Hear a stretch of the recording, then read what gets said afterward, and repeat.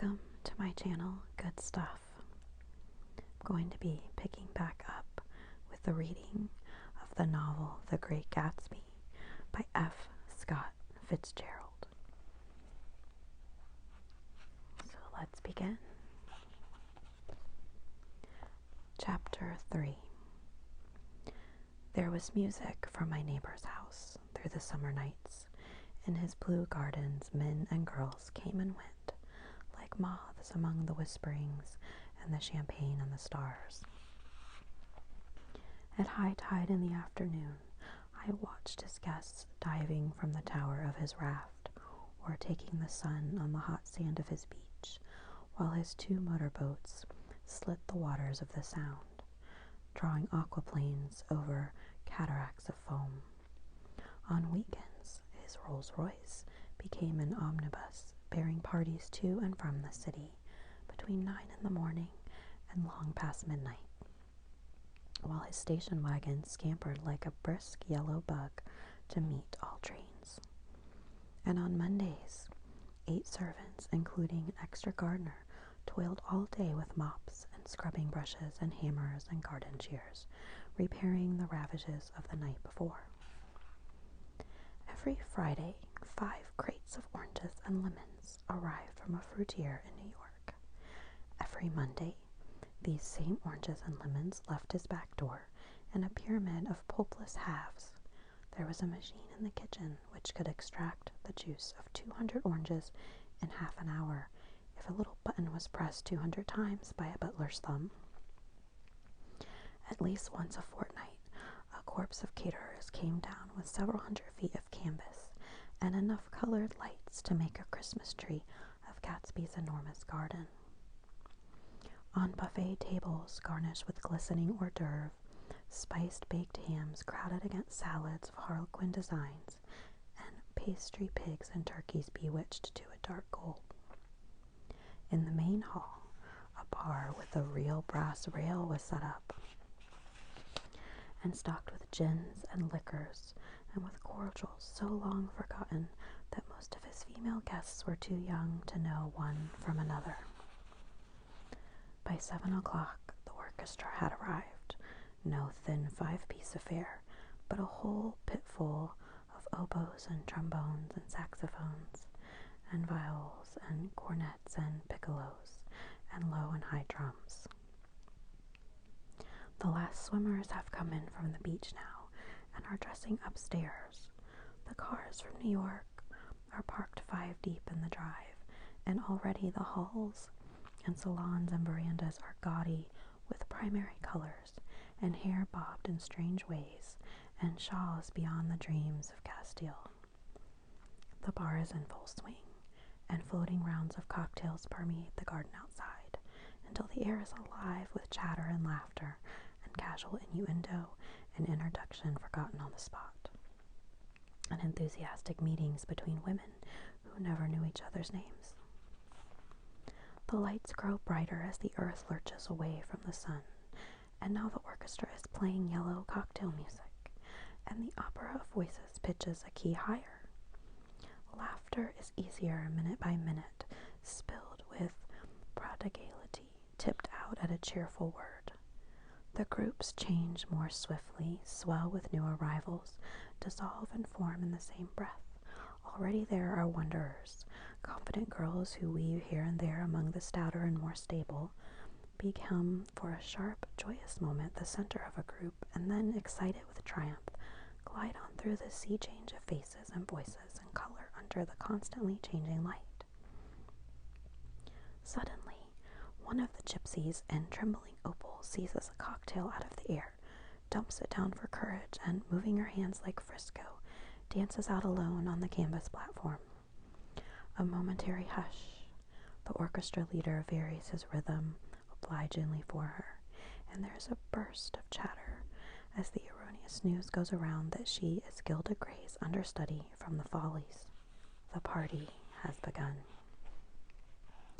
I believe that on the first night I went to Gatsby's house, I was one of the few guests who had actually been invited. People were not invited. They went there. They got into automobiles which bore them out to Long Island, and somehow they ended up at Gatsby's door. Once they were introduced by somebody who knew Gatsby, and after that they conducted themselves according to the rules of behavior associated with an amusement park.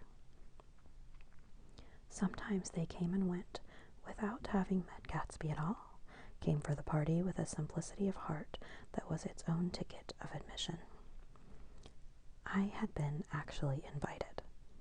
A chauffeur in a uniform of robin's egg blue crossed my lawn early that Saturday morning with a surprisingly formal note from his employer. The honor would be entirely Gatsby's, it said, if I would attend his little party that night. He had seen me several times and had intended to call on me long before, but a peculiar combination of circumstances had prevented it. Signed, J. Gatsby, in a majestic hand. Dressed up in white flannels, I went over to his lawn a little after 7 and wandered around rather ill at ease among swirls and eddies of people I didn't know, though here and there was a face I had noticed on the commuting train. I was immediately struck by the number of young Englishmen dotted about, all well-dressed, all looking a little hungry, and all talking in low, earnest voices to solid and prosperous Americans. I was sure that they were selling something, bonds or insurance or automobiles. They were at least agonizingly aware of the easy money in the vicinity and convinced that it was theirs for a few words in the right key. As soon as I arrived, I made an attempt to find my host, but the 2 or 3 people of whom I asked his whereabouts stared at me in such an amazed way and denied so vehemently any knowledge of his movements that I slunk off in the direction of the cocktail table, the only place in the garden where a single man could linger without looking purposeless and alone.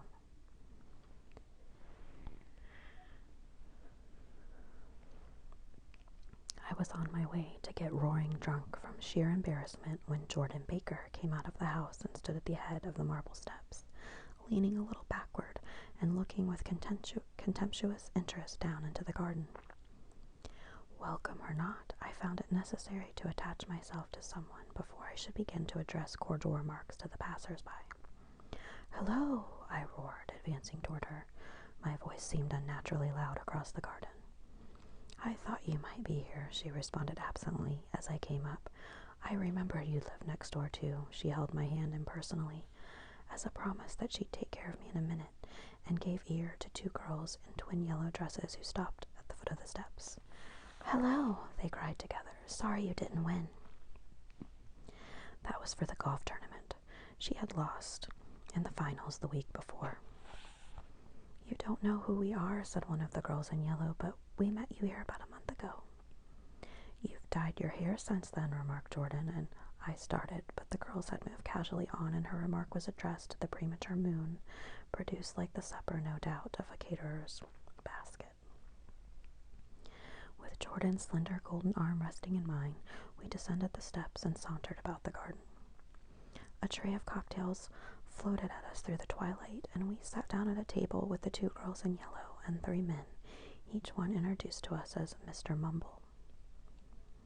"Do you come to these parties often?" inquired Jordan of the girl beside her. "The last one was the one I met you at," answered the girl, in an alert, confident voice. She turned to her companion. "Wasn't it for you, Lucille?" "It was for Lucille, too." "I like to come," Lucille said. "I never care what I do, so I always have a good time. When I was here last, I tore my gown on a chair, and he asked me my name and address. Inside of a week, I got a package from Courier's with a new evening gown in it."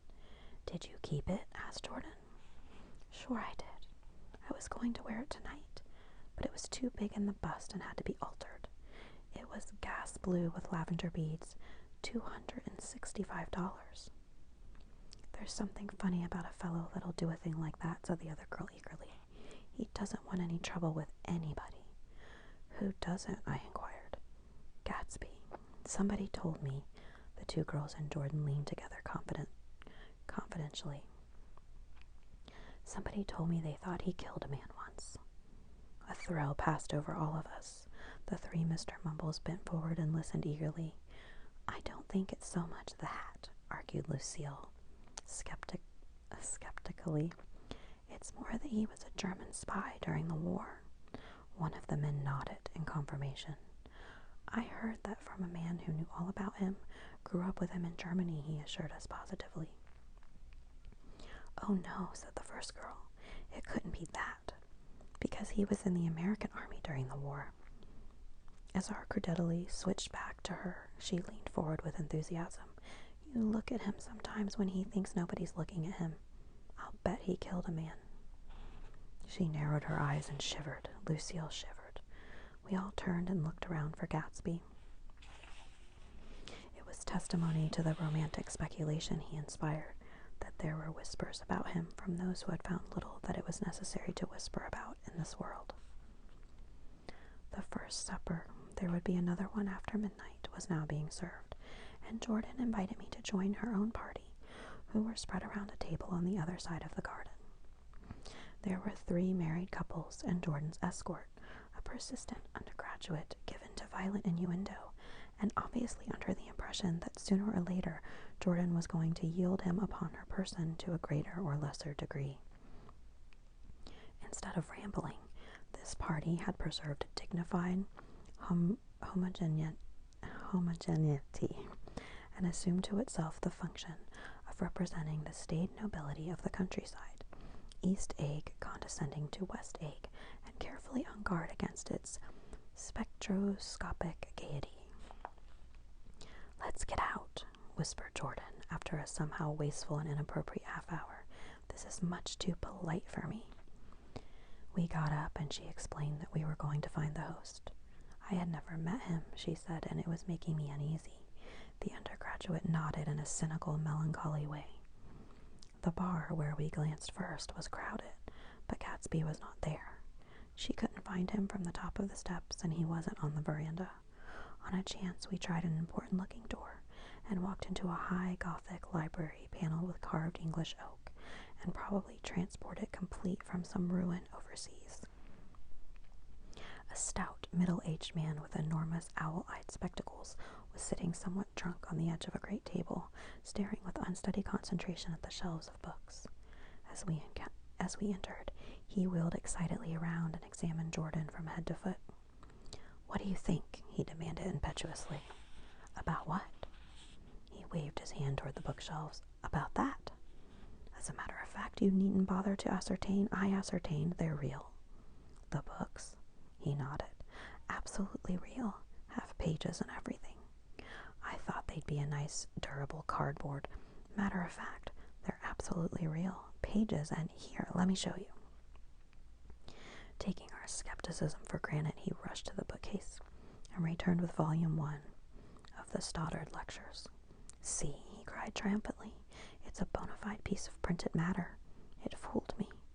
This fellow's a regular Belasco. It's a triumph. What thoroughness. What realism. Knew when to stop, too. Didn't cut the pages. But what do you want? What do you expect? He snatched the book from me and replaced it hastily on its shelf, muttering that if one brick was removed, the whole library was liable to collapse. Who brought you? He demanded. Or did you just come? I was brought. Most people were brought. Jordan looked at him alertly, cheerfully, without answering. I was brought by a woman named Roosevelt, he continued. Mrs. Claude Roosevelt. Do you know her? I met her somewhere last night. I've been drunk for about a week now, and I thought it might sober me up to sit in a library. Has it? A little bit, I think. I can't tell yet. I've only been here an hour. Did I tell you about the books? They're real, you told us. We shook hands with him gravely and went back outdoors. There was dancing now on the canvas in the garden. Old men pushing young girls backward in eternal, graceless circles.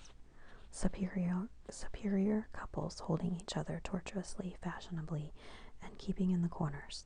And a great number of single girls dancing individualistically or reliving the orchestra for a moment of the burden of the banjo or the traps. By midnight, the hilarity had increased. A celebrated tenor had sung in Italian, and a notorious contralto had sung in jazz, and between the numbers, people were doing stunts all over the garden, while happy, vacuous bursts of laughter rose toward the summer sky. A pair of stage twins, who turned out to be the girls in yellow, did a baby act in costume, and champagne was served in glasses bigger than finger bowls. The moon had risen higher, and floating in the sound was a triangle of silver scales, trembling a little to the stiff, tinny drip of the banjos on the lawn.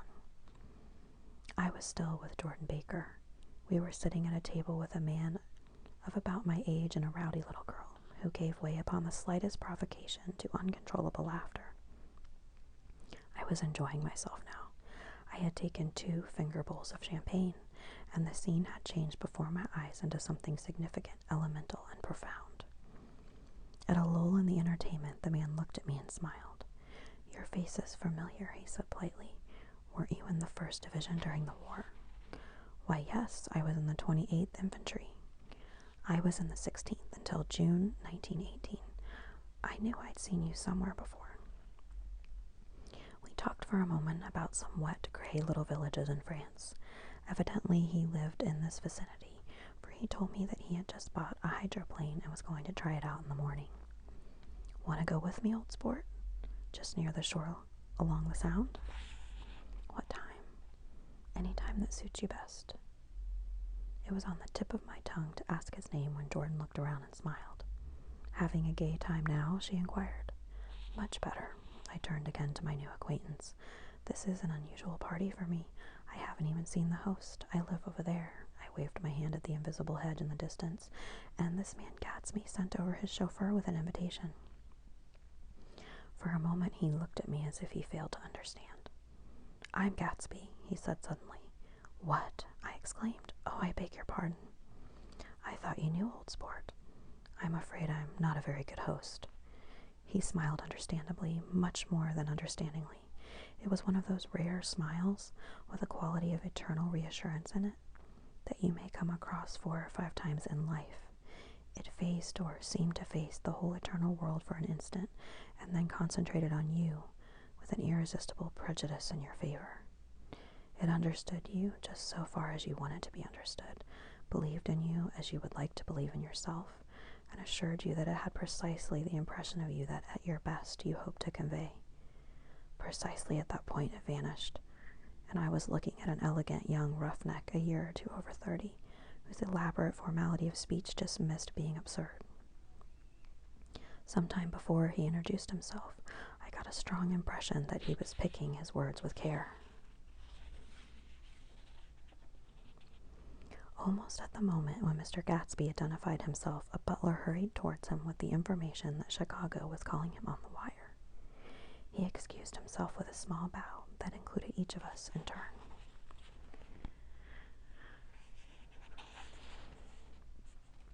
"If you want anything, just ask for it, old sport," he urged me. "Excuse me, I will rejoin you later." When he was gone, I turned immediately to Jordan, constrained to assure her of my surprise. I had expected that Mr. Gatsby would be a florid and corpulent person in his middle years. "Who is he?" I demanded. "Do you know?" "He's just a man named Gatsby." "Where is he from, I mean, and what does he do?" "Now you're started on the subject," she answered with a wan smile. "Well, he told me once he was an Oxford man." A dim background started to take shape behind him, but at her next remark it faded away. "However, I don't believe it." "Why not?" "I don't know," she insisted. "I just don't think he went there." Something in her tone reminded me of the other girls. I think he killed a man and had the effect of stimulating my curiosity. I would have accepted without question the information that Gatsby sprang from the swamps of Louisiana or from the Lower East Side of New York. That was comprehensible. But young men didn't, at least in my provincial inexperience, I believe they didn't, drift coolly out of nowhere and buy a palace on Long Island Sound. "Anyhow, he gives large parties," said Jordan, changing the subject with an urban distaste for the concrete. "And I like large parties. They're so intimate. At small parties there isn't any privacy." There was the boom of a bass drum, and the voice of the orchestra leader rang out suddenly above the echolalia of the garden. "Ladies and gentlemen," he cried, "at the request of Mr. Gatsby, we are going to play for you Mr. Vladimir Tostof's latest work, which attracted so much attention at Carnegie Hall last May. If you read the papers, you know there was a big sensation." He smiled with jovial condescension and added, "Some sensation," whereupon everybody laughed. The piece is known, he concluded lustily, as Vladimir Tolstoy's Jazz History of the World. The nature of Mr. Tolstoy's composition eluded me, because just as it began, my eyes fell on Gatsby, standing alone on the marble steps and looking from one group to another with approving eyes. His tan skin was drawn attractively tight on his face, and his short hair looked as though it were trimmed every day. I could see nothing sinister about him.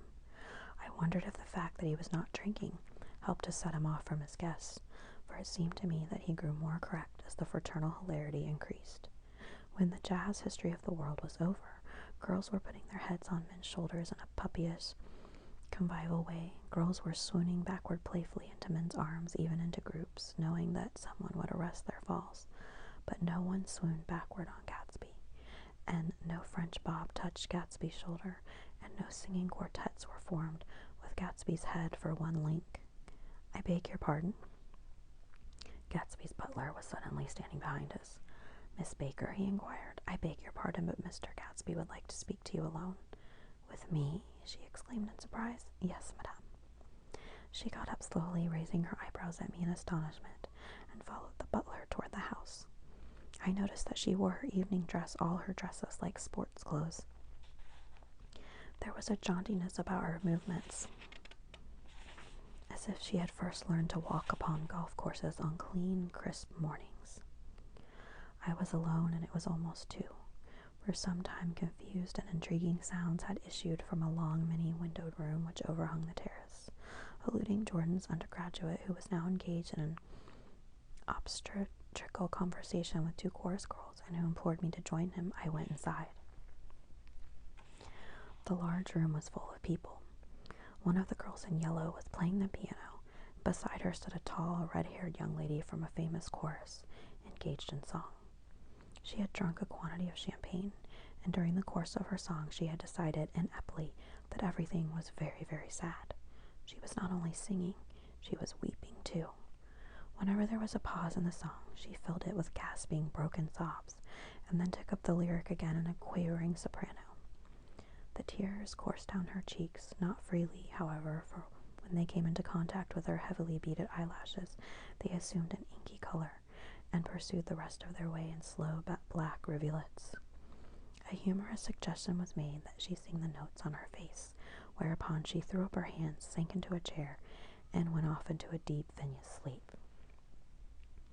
"She had a fight with a man who says he's her husband," explained a girl at my elbow. I looked around. Most of the remaining women were now having fights with men said to be their husbands. Even Jordan's party, the quartet from East Egg, were rent asunder by dissension. One of the men was talking with curious intensity to a young actress, and his wife, after attempting to laugh at the situation in a dignified and indifferent way, broke down entirely and resorted to flank attacks. At intervals she appeared suddenly at his side like an angry diamond and hissed, "You promised," into his ear. The reluctance to go home was not confined to wayward men. The hall was at present occupied by 2 deplorably sober men and their highly indignant wives. The wives were sympathizing with each other in slightly raised voices. "Whenever he sees I'm having a good time, he wants to go home. Never heard anything so selfish in my life. We're always the first ones to leave. So are we." "Well, we're almost the last tonight," said one of the men sheepishly. "The orchestra left half an hour ago." In spite of the wives' agreement that such malevolence was beyond credibility, the dispute ended in a short struggle, and both wives were lifted, kicking, into the night. As I waited for my hat in the hall, the door of the library opened, and Jordan Baker and Gatsby came out together. He was saying some last word to her, but the eagerness in his manner tightened abruptly into formality as several people approached him to say goodbye. Jordan's party was calling impatiently to her from the porch, but she lingered for a moment to shake hands. "I've just heard the most amazing thing," she whispered. "How long were we in there?" "Why, about an hour. It was simply amazing," she repeated abstractedly. "But I swore I wouldn't tell it, and here I am tantalizing you." She yawned gracefully in my face. "Please come and see me. Phone book under the name of Mrs. Sigourney Howard, my aunt." She was hurrying off as she talked. Her brown hand waved a jaunty salute as she melted into her party at the door. Rather ashamed that on my first appearance I had stayed so late, I joined the last of Gatsby's guests who were clustered around him. I wanted to explain that I'd hunted for him early in the evening and to apologize for not having known him in the garden. "Don't mention it," he enjoined me eagerly. "Don't give it another thought, old sport." The familiar expression held no more familiarity than the hand which reassuringly brushed my shoulder. "And don't forget we're going up in the hydroplane tomorrow morning at 9 o'clock. Then the butler, behind his shoulder, "Philadelphia wants you on the phone, sir." "All right, in a minute. Tell them I'll be right there. Good night, good night, good night." He smiled, and suddenly there seemed to be a pleasant significance in having been among the last to go, as if he had desired it all the time. "Good night, old sport, good night." But as I walked down the steps, I saw that the evening was not quite over. 50 feet from the door, a dozen headlights illuminated a bizarre and tumultuous scene. In the ditch beside the road, right side up, but violently shorn of one wheel, rested a new coupe, which had left Gatsby's drive not 2 minutes before. The sharp jut of a wall accounted for the detachment of the wheel, which was now getting considerable attention from half a dozen curious chauffeurs. However, as they had left their cars blocking the road, a harsh, discordant din from those in the rear had been audible for some time, and added to the already violent confusion of the scene. A man in a long duster had dismounted from the wreck and now stood in the middle of the road, looking from the car to the tire and from the tire to the observers in a pleasant, puzzled way. "See," he explained, "it went in the ditch." The fact was infinitely astonishing to him, and I recognized first the unusual quality of wonder, and then the man. It was the late patron of Gatsby's library. "How did it happen?" He shrugged his shoulders. "I know nothing whatever about mechanics," he said decisively. "But how did it happen? Did you run into the wall?" "Don't ask me," said Owl Eyes, washing his hands of the whole matter. "I know very little about driving, next to nothing. It happened, and that's all I know." "Well, if you're a poor driver, you oughtn't to try driving at night." "But I wasn't even trying," he explained indignantly. "I wasn't even trying." An odd hush fell upon the bystanders. "Do you want to commit suicide?" "You're lucky it was just a wheel, a bad driver, and not even trying." "You don't understand," explained the criminal. "I wasn't driving. There's another man in the car." The shock that followed his declaration found voice in a sustained "aha" as the door of the coupe swung slowly open. The crowd, it was now a crowd, stepped back involuntarily, and when the door had opened wide, there was a ghostly pause. Then gradually, part by part, a pale, dangling individual stepped out of the wreck, pawing tentatively at the ground with a large, uncertain dancing shoe. Blinded by the glare of the headlights and confused by the incessant groaning of the horns, the apparition stood swaying for a moment before he perceived the man in the duster. "What's the matter?" he inquired calmly. "Did we run out of gas? Look." Half a dozen fingers pointed at the amputated wheel. He stared at it for a moment, and then looked upward as though he suspected that it had dropped from the sky. "It came off," someone explained. He nodded. "At first I didn't notice we'd stopped." A pause. Then, taking a long breath and straightening his shoulders, he remarked in a determined voice, "Wonder if tell me where there's gas line station." At least a dozen men, some of them a little better off than he was, explained to him that the wheel and car were no longer joined by any physical bond. "Back out," he suggested after a moment. "Put her in reverse." "But the wheel's off." He hesitated. "No harm in trying," he said. The caterwauling horns had reached a crescendo, and I turned away and cut across the lawn toward home. I glanced back once. A wafer of a moon was shining over Gatsby's house, making the night fine as before, and surviving the laughter and the sound of his still glowing garden. A sudden emptiness seemed to flow now from the window, and the great doors endowing with complete isolation the figure of the host, who stood on the porch, his hand up in a formal gesture of farewell. Reading over what I have written so far, I see I have given the impression that the events of 3 nights several weeks apart were all that absorbed me.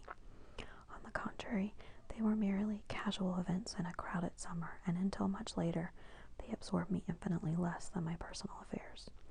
Most of the time I worked. In the early morning the sun threw my shadow westward as I hurried down the white chasms of lower New York to the Probity Trust. I knew the other clerks and young bond salesmen by their first names, and lunched with him in dark, crowded restaurants on little pig sausages and mashed potatoes and coffee.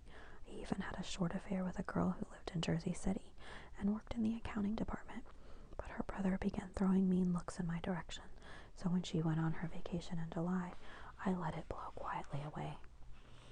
I took dinner usually at the Yale Club. For some reason, it was the gloomiest event of my day, and then I went upstairs to the library and studied investments and securities for a conscientious hour. There were generally a few rioters around, but they never came into the library, so it was a good place to work. After that, if the night was mellow, I strolled down Madison Avenue past the old Murray Hill Hotel and over 33rd Street to the Pennsylvania Station. I began to like New York, the racy, adventurous feel of it at night, and the satisfaction that the constant flicker of men and women and machines gives to the restless eye. I liked to walk up Fifth Avenue and pick out romantic women from the crowd and imagine that in a few minutes I was going to enter into their lives and no one would ever know or disapprove. Sometimes in my mind I followed them to their apartments on the corners of hidden streets, and they turned and smiled back at me before they faded through a door into warm darkness. At the enchanted metropolitan twilight, I felt a haunting loneliness sometimes, and felt it in others. Poor young clerks who loitered in front of windows waiting until it was time for a solitary restaurant dinner. Young clerks in the dusk waiting the most poignant moments of night and life. Again, at 8 o'clock, when the dark lanes of the 40s were lined 5 deep with throbbing taxicabs bound for the theater district, I felt a sinking in my heart. Forms leaned together in the taxis as they waited, and voices sang, and there was laughter from unheard jokes, and lighted cigarettes made unintelligible circles inside. Imagining that, I too was hurrying towards gaiety and sharing their intimate excitement, I wished them well.